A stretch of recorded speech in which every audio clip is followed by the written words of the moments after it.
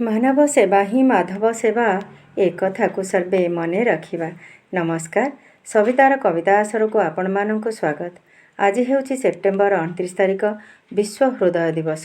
ହଁ ଦର୍ଶକ ବନ୍ଧୁ, ଆପଣମାନେ ଭାବୁଥିବେ ମୋର କବିତା ଆସରରେ ମୁଁ ଏହି ଦିବସ ବିଷୟରେ କହିବାର ମାନେ କ'ଣ, କିନ୍ତୁ ମାନେ ଅଛି। ଆଜି ଦିନଟି ବାସ୍ତବରେ ମୋ ପାଇଁ ସ୍ମରଣୀୟ। ଆଜି ମୁଁ ଏହି ଭିଡ଼ିଓଟି ଯାହାଙ୍କ ଉଦ୍ଦେଶ୍ୟରେ କରୁଛି, ସେହି ମହାନ ବ୍ୟକ୍ତିତ୍ୱଙ୍କ ଉଦ୍ଦେଶ୍ୟରେ ମୋର ଶେଷରେ ଗୋଟେ ଛୋଟ କବିତା ରହିଛି। ଭିଡ଼ିଓଟିକୁ ପ୍ରଥମରୁ ଶେଷ ଯାଏ ଦେଖିବାକୁ କେବେ ହେଲେ ଭୁଲିବେ ନାହିଁ।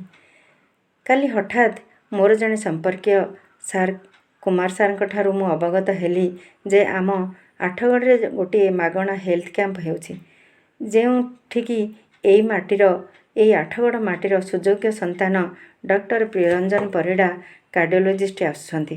ବାସ୍ତବରେ ମୋର ଦେହ ଖରାପ ନଥିଲା, କିନ୍ତୁ କେବଳ ଡକ୍ଟରଙ୍କ ସହିତ ସାକ୍ଷାତ କରି ଜନ୍ମମାଟିରେ ସେବା ଏହାର ମହାନୁଭବତାକୁ ଅନୁଭବ କରିବା ପାଇଁ ମୁଁ ମୋ ସ୍ୱାମୀଙ୍କ ସହ ସେଠାରେ ଯାଇ ଦିନ 10:30ରେ ପହଞ୍ଚିଥିଲି।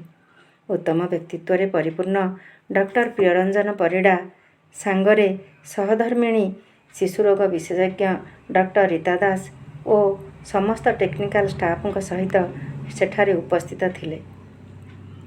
ବିଶ୍ୱ ହାର୍ଟ ଦିବସ ଉପଲକ୍ଷେ ପ୍ରଥମେ କେକ୍ କଟାଯାଇ ରୋଗୀମାନଙ୍କୁ ସ୍ୱାଗତ କରାଯାଇଥିଲା ଓ ତାପରେ ଚେକଅପ୍ ଓ ଅନ୍ୟାନ୍ୟ କାର୍ଯ୍ୟ ଆରମ୍ଭ ହୋଇଥିଲା। ଆମେ ଯେତେବେଳେ ସେଠାକୁ ଯାଇଛୁ, ଆମେ ମଧ୍ୟ ଆମର ଚେକଅପ୍ କରାଇନେଲୁ। କଥାରେ ଅଛି, ଡାକ୍ତର ହିଁ ଦ୍ୱିତୀୟ ଭଗବାନ। ସେବା ମମତାର ସେ ହେଉଛନ୍ତି ବାସ୍ତବ ପ୍ରତିମୂର୍ତ୍ତି। ମୁଁ ଆଜି ଖୁବ୍ ନିକଟରୁ ତାହା ଦେଖି ବହୁତ ଆନନ୍ଦିତ ହେଲି।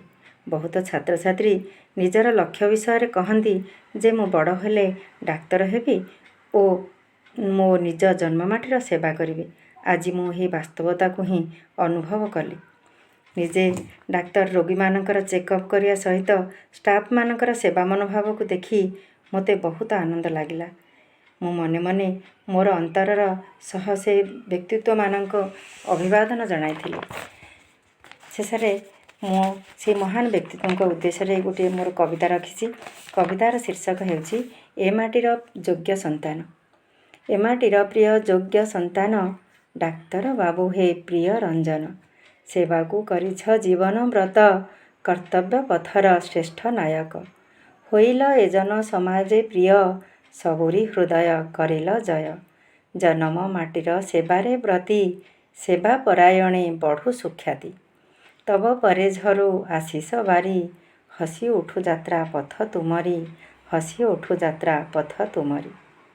ଅଲେଖ ସ୍ୱାମୀ।